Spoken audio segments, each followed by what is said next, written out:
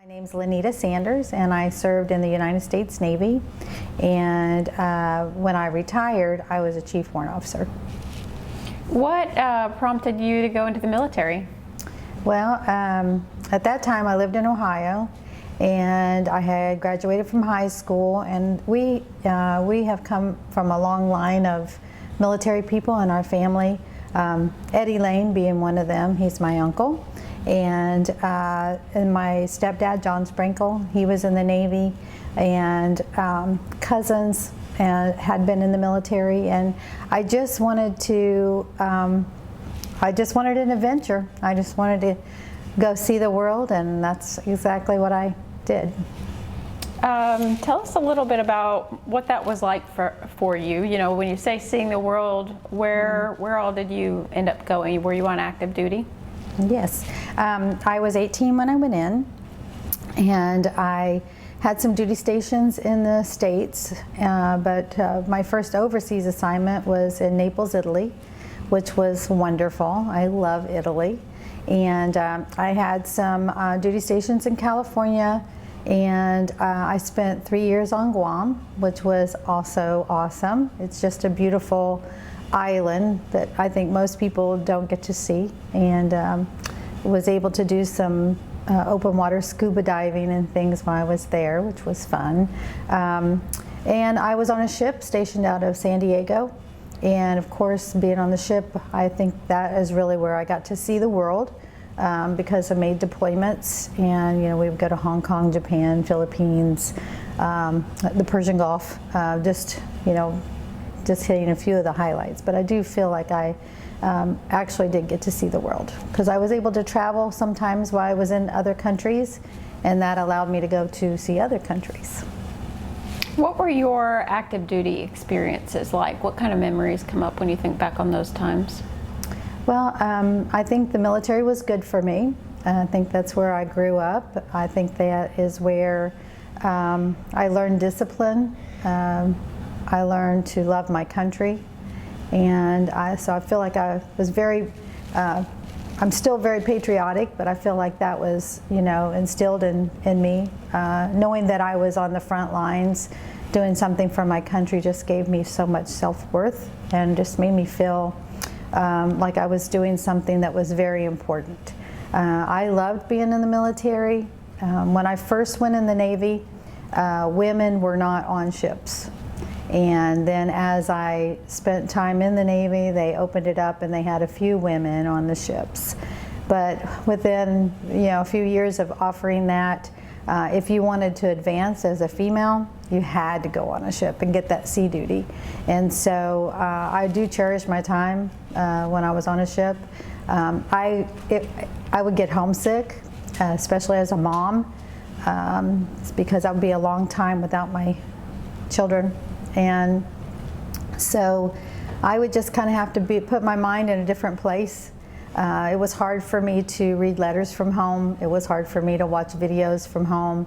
I just kind of had to focus, because eventually I had gotten up to where I was pretty high ranking, and I just couldn't have an emotional breakdown as a woman. I had to just kind of hang in there and do the job. But I think it taught me a lot, and I love it, and I don't regret it at all. I eventually retired. We were stationed in Naples, Italy, and I got pregnant, which was it was a surprise baby, and because I was older, and President Clinton was downsizing the military, and it just so happened that this particular retirement was offered to those who were a warrant officer, if they had been in the Navy this long but not that long, if they were in this specialty but not that specialty. And so I prayed about it, and I decided that that's what I wanted to do, because I knew when I left Naples for the second time, because I was stationed there 2 times, that I was going back out to sea, and it's just so hard to be away from your baby. It's just hard as a mom. And so, but I don't regret my time at all. I loved it. I loved everything about the military. Where were your, what wars were you involved in? Well, I was on the USS Cape Cod during Desert Shield, and we deployed over to the Persian Gulf. And when we came home to San Diego, you know, I was in communications, so I knew things were brewing. And I thought, you know, we're going to go back over there. And so that's what happened. We ended up going back over during Desert Storm. But being a female, I was on a destroyer tender, and that means she's not really, she's not a combat ship. She is a repair ship. So what we do is we provide repairs to other ships. And so when we got on station out in the Persian Gulf, the USS Tripoli had already hit a mine, and the USS Princeton had already hit a mine. And so we weren't the only ship providing repairs, but we were one of the ships providing repairs. And it was pretty crazy just to see how much a mine could damage a big ship like that. But so really it was a Persian Gulf War. And these are obviously mines in the ocean. Yes. So do you want to talk a little bit more about what that damage looks like and how extensive, you know, those repairs are, how important they are to the war process? Right. Well, I will say one thing is that both of those crews on those ships were heroes because the ships were not lost. And so in order to save a ship like that with damage as extensive as that really requires teamwork and knowing what they were doing to prevent the water from taking that ship down. I learned a little bit more, I think, about mines when we were over there. I didn't really know that much about them, but their water displacement. And so for the USS Princeton, the mine was way underneath the water when it exploded, which caused the water to just go away in just seconds. But then, so the ship bent, and then the water came back up and it straightened the ship back out. So it looked like King Kong had basically picked up the ship, bent it, and then straightened it back out. And there were several deaths on the Princeton, but the ship had a crinkle all the way around it. And of course, then the water got in. And the USS Tripoli, it actually ended up with a hole in the hull of it, and it was huge. I mean, when you see pictures of it, the people look about this big in front of this massive hole. And several sailors were lost during that time too, but they saved the ship, which was incredible. And they both were able to return to the fleet. It's amazing to me. What kinds of emotions come up for you when you think back on your time in the military? Well, I mentioned before that I feel like just being very patriotic. When I hear our national anthem, I mean, I always tear up.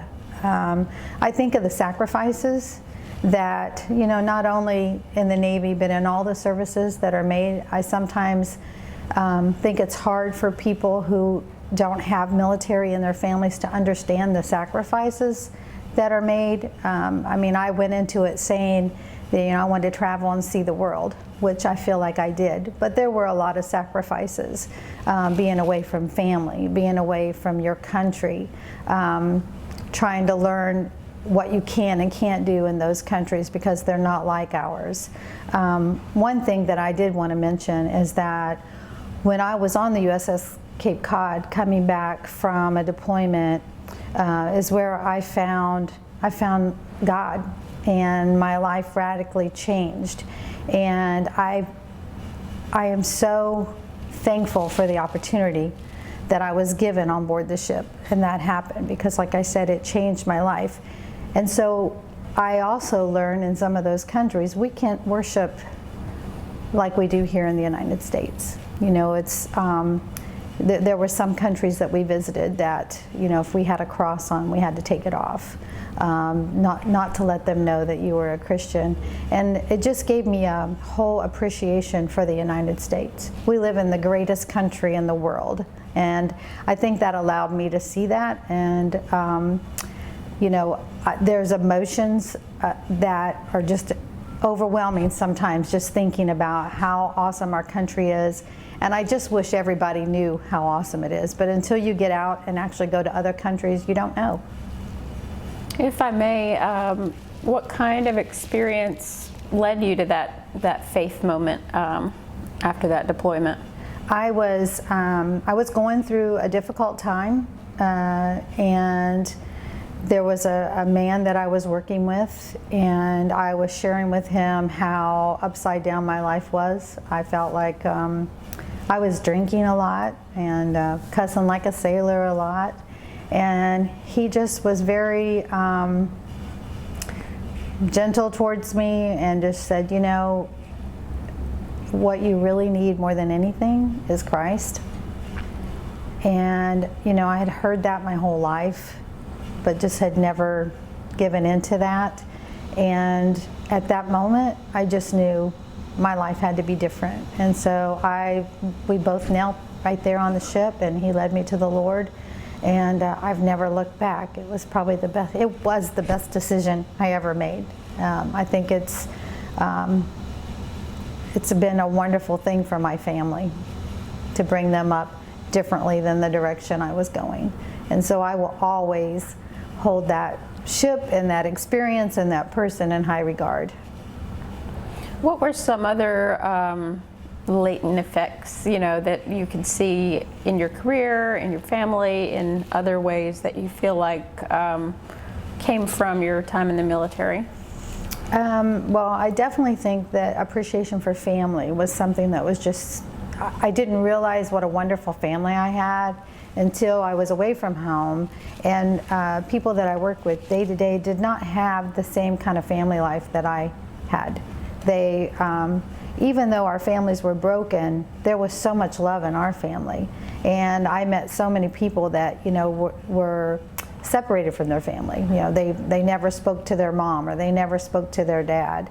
And it just allowed me to see how blessed I was having a family that was cohesive, that cared for one another, and no matter what, that the family was always there for you. So I think that's definitely one thing I was able to see and instill in me. You know, I still am very grateful for my family. And I think another thing that it instilled in me is, you know, if you did not do what you were supposed to do, you got in trouble. If you had a policy that said you're going to do it this way, and you chose to do it another way, you're in trouble. You know, you're going to go to captain's mast. You're going to lose money. You're going to lose a stripe.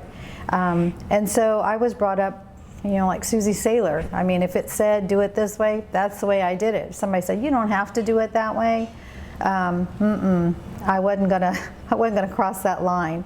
And so I think what that instilled in me for years is just to do the job the best you could, the best you can, and that to follow the policies and procedures. When I retired and we moved here, I didn't work for a little bit, but then I went to Bryan College and worked for 3 years. And the position opened up at the Women's Care Center for the executive director. And I just felt like God was leading me in that direction. And there was part of me that thought, what do I really have that I could offer these women or offer this organization? But I interviewed and was hired. And within a short period of time, I realized all my experiences that I had while I was in the military, helping broken women, you know, us working together to get through something. That was a lot that I had to offer. My own personal experiences and my own personal failures and achieving and conquering those, I was able to share with those women. And then as far as running an organization, I used everything that I learned while I was in the Navy, you know, to follow things, you know, have policies and procedures in place, to expect nothing but excellence from people and hold them accountable. But at the same time, because of my experience in becoming a Christian while I was in the Navy, I also learned to have grace and understanding and forgiveness for people.